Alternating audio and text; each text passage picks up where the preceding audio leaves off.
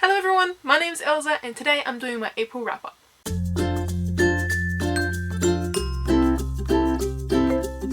During the month of April, I finished 3 books. So the first book that I got to finish in April was Poldark by Winston.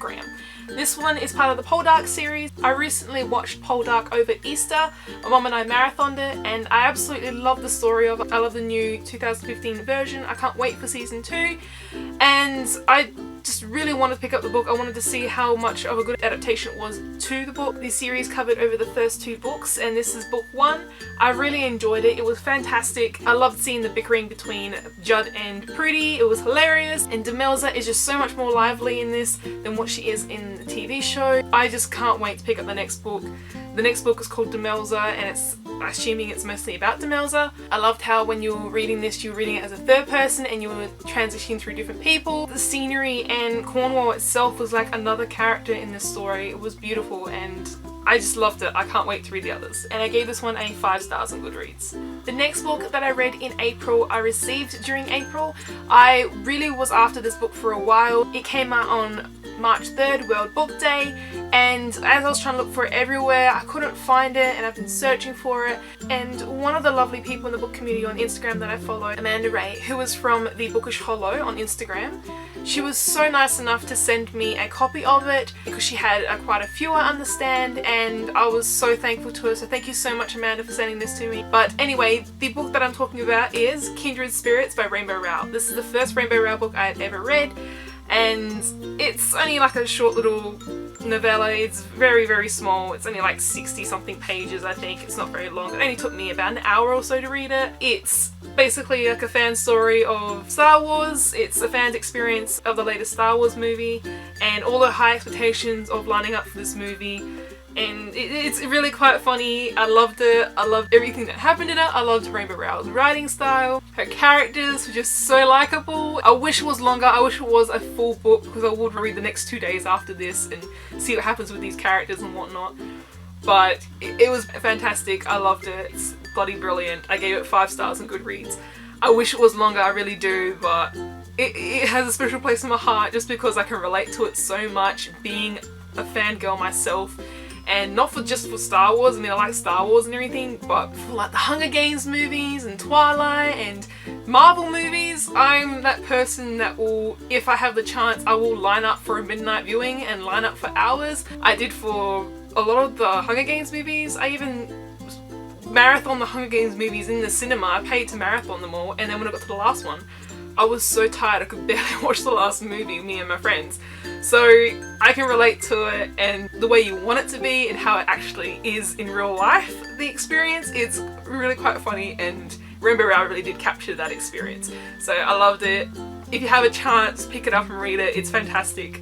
And yeah, I finished that one this month too. And the last book that I read this month is by Colleen Hoover and it was Hopeless. I absolutely love this story. It's another great story that I read this month. I gave it 5 stars on Goodreads. All of Colleen Hoover's books so far I've just fallen in love with, and this was not a disappointment at all. This one contains some really hard and explicit issues. It was a bit challenging to read at times, but it was realistic in that sense.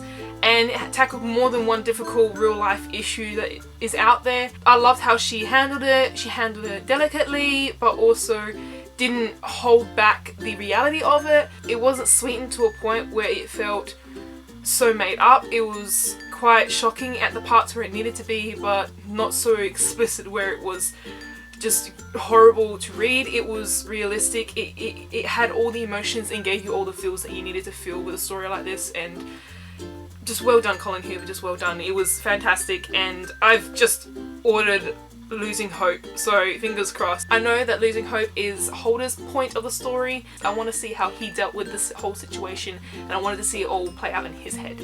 So it's going to be pretty interesting, but I love this one, and like I said, it was 5 stars. Easy, hand down, 5 stars. So that's all the books that I read this month. Now I'm going to tell you the books that are going to be rolling over into May, and as you can probably guess, I'm still reading AKARNAE by Lynette Noni. I've read a chapter of this since last month. Other than that, not much else. I'm happy to pick it up and plow through it in May. I have to see how it goes because there's actually some other books that I'm anticipating for in May, and I don't have them with me right now, but I will insert pictures somewhere around here. So the first one that I know I'm definitely going to be reading in May, because it should be coming any day now, is The Raven King by Maggie Stiefvater. I have read all of the series The Raven King. I have them down here. I marathoned them from the end of last year into the beginning of this year, and I absolutely love the story. I can't wait for The Raven King. I'm just dying for it. So that should be coming in the mail any day now, and as soon as I get that, I'll probably be diving into that one. The next book I won't be getting until the middle of May, and that one is A Court of Mist and Fury, and that one has just shipped today from the US, so hopefully I'll be getting it before the end of May so I can read it. I'm really looking forward to that one. I love the first book, A Court of Thorns and Roses, so I'm really looking forward to A Court of Mist and Fury. I want more Rhysand. I really do want him. I do know how we say his name now, which is about bloody time. I think I kept calling him Rhysand. No, it's Rhysand. Okay, Elzahh, it's Rhysand. So now I know what his name is. I'm looking forward to reading that one, and I'm super excited. So that's all for this video. I hope you guys enjoyed.